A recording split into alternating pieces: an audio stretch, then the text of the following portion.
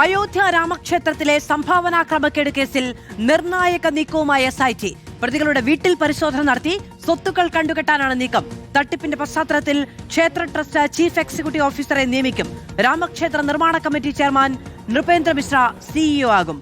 നോബിൾ മാരിക്കാരൻ വിവരങ്ങളുമായി ചേരുകയാണ്. നോബിൾ, സമാനതകളില്ലാത്ത നാണക്കേടാണ് ഉണ്ടായിരിക്കുന്നത് എന്നുള്ളതാണ്. രാജ്യം മുഴുവനും ശ്രദ്ധിക്കുന്ന തരത്തിലുള്ള തട്ടിപ്പാണ്. ഇതുമായി ബന്ധപ്പെട്ട് പുറത്തേക്ക് വന്ന വിവരങ്ങൾ പോലും പരിമിതമാണ്, പക്ഷേ അത് പേടിപ്പിക്കുന്നതുമാണ്. ഇപ്പോൾ എടുക്കുന്ന നടപടികൾ എന്തൊക്കെയാണ്?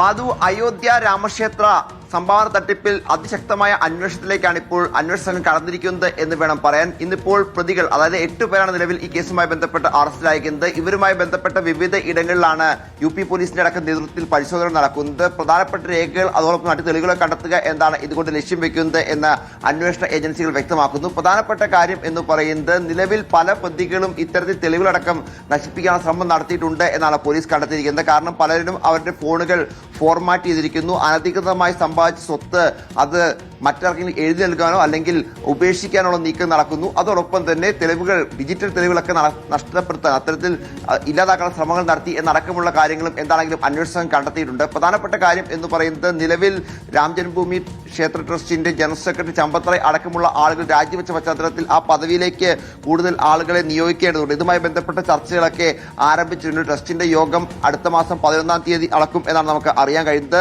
പ്രധാനപ്പെട്ട കാര്യം എന്ന് പറയുന്നത്, ഈ ട്രസ്റ്റിന്റെ CEO ആയിട്ട് നൃപേന്ദ്ര മിശ്ര, അദ്ദേഹം പ്രധാനമന്ത്രിയുടെ മുൻ പ്രിൻസിപ്പൽ സെക്രട്ടറിയാണ്. മാത്രമല്ല ഈ രാമക്ഷേത്ര നിർമ്മാണ കമ്മിറ്റിയുടെ ചെയർമാൻ കൂടിയാണ്. അദ്ദേഹം എത്തും എന്ന സൂചന പുറത്തേക്ക് വരുന്നുണ്ട്. അതുമായി ബന്ധപ്പെട്ട ചർച്ചകൾ മറുവശത്ത് നടക്കുന്നു എന്ന് അറിയാൻ കഴിയുന്നു. മറ്റൊരു പ്രധാനപ്പെട്ട കാര്യം, ഇത്തരത്തിൽ അന്വേഷണവും ചർച്ചകളൊക്കെ നടക്കുമ്പോൾ രാഷ്ട്രീയ വിവാദം ഇക്കാര്യത്തിൽ കൊഴുക്കുന്നു എന്നാണ് എടുത്തു പറയേണ്ടത്. സമാജ്വാദി പാർട്ടിയും അതോടൊപ്പം തന്നെ BJPയും നേർക്കുന്ന വലിയ പ്രത്യാരോപണമാണ് ഈ ഘട്ടത്തിൽ ഉയർത്തിക്കൊണ്ടിരിക്കുന്നത്. അഖിലേഷ് യാദവിന്റെ ഭാഗത്തുനിന്ന് രൂക്ഷ വിമർശനം ഇന്നിപ്പോൾ ഉണ്ടായിട്ട് അഖിലേഷ് യാദവ് വ്യക്തമാക്കുന്നത്, BJPയുടെ നിഘണ്ടുവിൽ മതമോ നാണക്കേടോ ഇല്ല എന്നാണ്. അവർക്ക് രാഷ്ട്രം അല്ല വലുത്, സമ്പാദ്യം, അതായത് സമ്പത്ത് എങ്ങനെ ഉണ്ടാക്കാം എന്നത് മാത്രമാണ്. അയോധ്യ തട്ടിപ്പ് സങ്കല്പിക്കാവുന്നതിനും അപ്പുറമാണ് എന്ന് അഖിലേഷ് യാദവ് വിമർശനം ഉന്നയിക്കുന്നു. തിരിച്ച് മറുപടിയുമായി യോഗി ആദിത്യനാഥ്, ഉത്തർപ്രദേശ് മുഖ്യമന്ത്രി, രംഗത്തേക്ക് വരികയും ചെയ്യുന്നുണ്ട്. അഖിലേഷ് യാദവിനെ കുറിച്ച് അദ്ദേഹത്തോട് പറയുന്നത്, രാമക്ഷേത്രത്തെ ഓർത്ത് താൻ വിഷമിക്കേണ്ടതില്ല, പറ്റുമെങ്കിൽ രാമക്ഷേത്രത്തിൽ ഒന്ന് പോയി തൊഴണം, അപ്പോൾ കുറച്ച് ബുദ്ധി ലഭിക്കും എന്നാണ് ഇതിൽ അഖിലേഷ് യാദവിനെതിരെ യോഗി ആദിത്യനാഥ് എന്താണെങ്കിലും വിമർശനം ഉന്നയിക്കുന്നത്.